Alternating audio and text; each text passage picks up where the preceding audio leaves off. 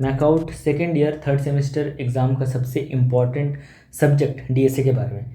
तो through out this video सबसे ज़्यादा इम्पॉर्टेंट टॉपिक कौन सा है या फिर सजेशंस क्या है, कैसे इतने कम टाइम में पास कर सकते हैं, ये सब के बारे में बात तो करेंगे। लेकिन उससे पहले ये जो पर्टिकुलर डीएसए, इसका जो डर है बहुत सारे स्टूडेंट के मन में, वो मैं निकालना चाहता हूँ। और नोट करना, जो मैं बता रहा हूँ ना, नोट करना, क्योंकि आज मैं सिलेबस एनालिसिस नहीं करूँगा। सिलेबस सबको पता चल चुका है, शायद कम ज़्यादा सबको पता है, लेकिन डायरेक्टली सजेशन का अगर बात करूँ तो वो थोड़ा गलत लगेगा, क्योंकि बहुत लोग डरे हुए हैं। क्यों? क्योंकि फर्स्ट ईयर में जब तुम लोग कॉलेज में आते हो तो सुनते हो कि फोर्थ ईयर में जिनका अच्छा डीएसए नहीं है, जिनका अच्छा एप्टी नहीं है, उन लोग को प्लेसमेंट नहीं मिला। तो बहुत सारे बच्चे जो लोग नॉन सीएस बैकग्राउंड से होते हैं या फिर जिनको कोडिंग का सी भी नहीं आता, वो लोग डर जाते हैं और सोचते हैं कि डीएसए बहुत ही टफ टॉपिक है या फिर हार्ड टॉपिक है।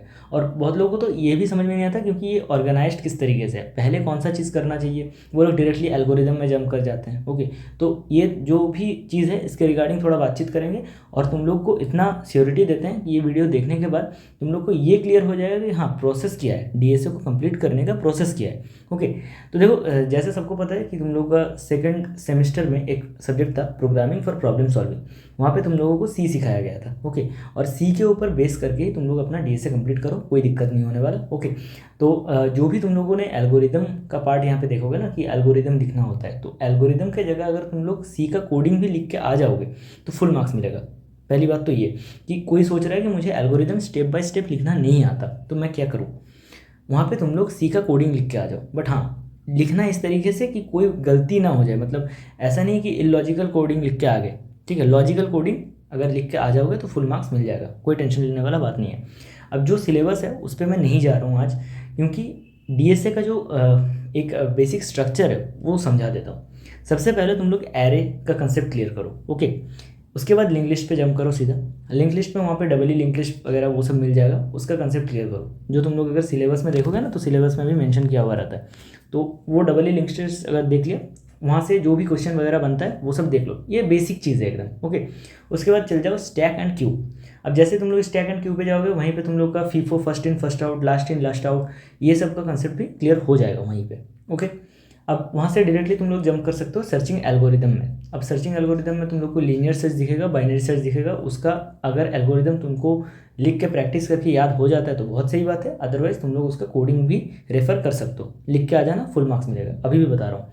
और जैसे ही तुम लोग यहाँ पे आओगे तो और एक चीज़ मिलेगा, time complexity and space complexity. ये क्या है, क्यों है, और डेफिनेशन क्या है, इसके लिए क्या करना पड़ता है, मतलब क्या सुविधा है इसका। ओके, कम्प्लेक्सिटी क्यों निकालते हैं हम लोग, ये सब अपने तरीके से डेफिनेशन रेडी रखना, क्योंकि इसका कुछ कोडिंग वगैरह नहीं होता।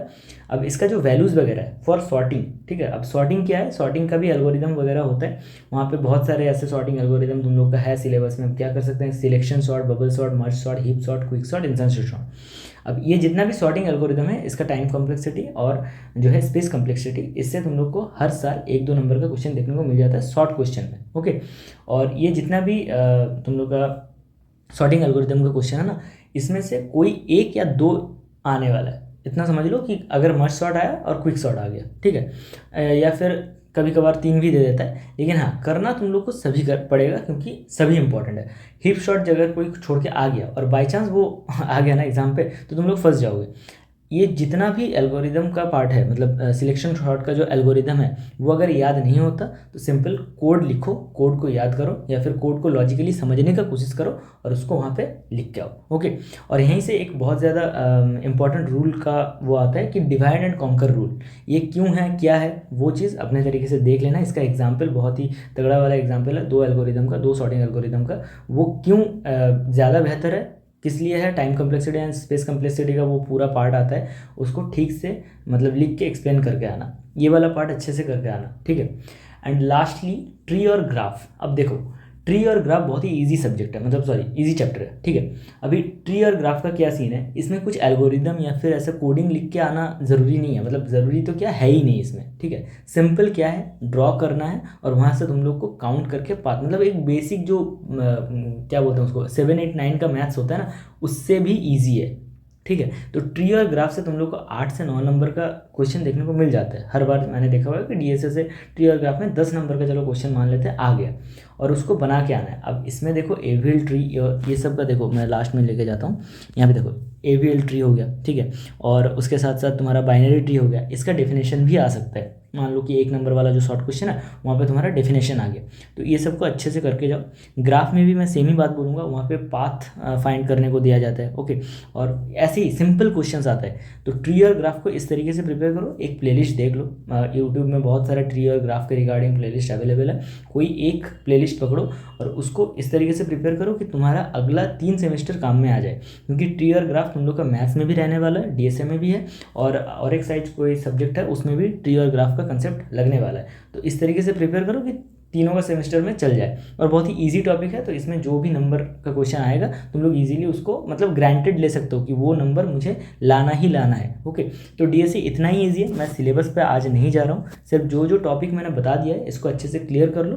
तो मुझे ऐसा लगता है कि 20 to 30 मार्क्स तुम लोग इजीली स्कोर कर लोगे। और अगर कोई अच्छा करता है तो मतलब कोड वगैरह सब कुछ सही लिख के आता है प्रॉपर स्टेप बाय स्टेप, तो वो 40 to 50 भी स्कोर कर सकता है। और इससे ज़्यादा मतलब बाहर पूछा भी नहीं जाता। लेकिन यहाँ पे जो कुछ ऐसा चीज़ है कि हेडर नोट्स वगैरह, इससे ज़्यादा क्वेश्चन नहीं आता। ठीक है, अच्छा, डिलीटेशन का एक क्वेश्चन आता है, डिलीटेशन फ्रॉम लिंक लिस्ट, ये कर लेना। लिंक लिस्ट का जो भी मैं पार्ट बोला ना कि doubly link list and then other link list का जो सर्कुलर लिंक लिस्ट बोल के एक कुछ आता है, ठीक है, सर्कुलर क्यू बोल के भी एक कुछ आता है। तो वो सब कंसेप्ट ठीक से क्लियर कर लेना है। Array link list, W link list, stack queue, वहीं से फीफो और लास्ट इन लास्ट आउट वाला कर लेना। सर्चिंग एल्गोरिदम करना, लीनियर बाइनरी सर्च का, ठीक है, उसका टाइम कम्प्लेक्सिटी इस कम्प्लेक्सिटी भी आता होगा, वो भी देख लेना। देन सॉर्टिंग का जितना भी एल्गोरिदम है उसका कोड अच्छे से लिखकर प्रिपेयर करो। डिवाइड कंकर वाला पार्ट बहुत ज़्यादा इंपॉर्टेंट है, वहाँ से डायरेक्ट क्वेश्चन भी पूछा जा सकता है। And then tree and graph, बस इतना ही है डीएसए, और कुछ करने की जरूरत नहीं है।